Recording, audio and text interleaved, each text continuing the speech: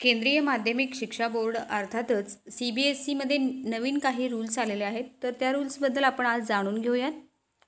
तर राज्य SSC board बंद होणार नाही, शिक्षण विभागाने सांगितली CBSEच्या परीक्षा पद्धतीची वैशिष्ट्ये। राष्ट्रीय शिक्षण धोरण 2020 अंतर्गत बनवलेल्या राष्ट्रीय अभ्यासक्रम आराखडा शालेय शिक्षण आणि राष्ट्रीय अभ्यासक्रम आराखडा पायाभूत स्तर यांच्या आधारे महाराष्ट्राचे स्वतःचे अभ्यासक्रम आराखडे बनवण्यात आले आहेत।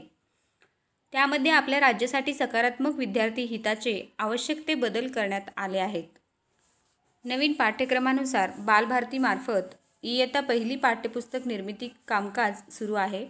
राज्यासाठी 1ली ते 10वी साठी अभ्यासक्रम किंवा पाठ्यक्रम निर्मिती SCERTM मार्फत करण्यात येत आहे। जर CBSEच्या परीक्षा पद्धतीचे वैशिष्ट्ये सांगण्यात येत आहेत, त्यानुसार संकल्पनांवर भर आणि पाठांतरापेक्षा संकल्पनांच्या समजुतीवर अधिक भर दिले जाते। त्यामुळे विद्यार्थ्यांना व्यावहारिक ज्ञान मिळते। सतत आणि सर्वसमावेशक मूल्यमापन, तर यालाच CCE म्हणजेच कंटिन्युअस अँड कॉम्प्रेहेन्सिव्ह इव्हॅल्युएशन असे सुद्धा म्हणतात। तर विद्यार्थ्यांच्या सततच्या प्रगतीवर लक्ष ठेवले जाते। केवळ अंतिम परीक्षावर भर न देता प्रकल्प, उपक्रम आणि इतर मूल्यांकन तंत्रांचा समावेश यामध्ये केला जातो।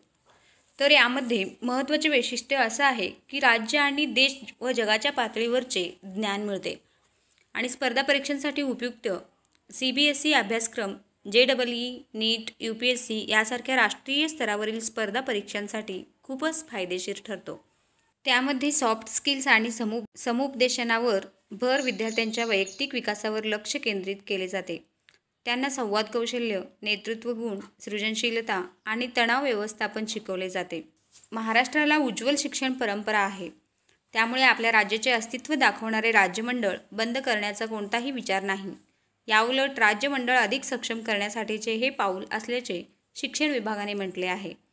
नवीन राज्य अभ्यासक्रमावर आधारित पाठ्यसाहित्य आता नव्याने उपलब्ध होणार आहेत।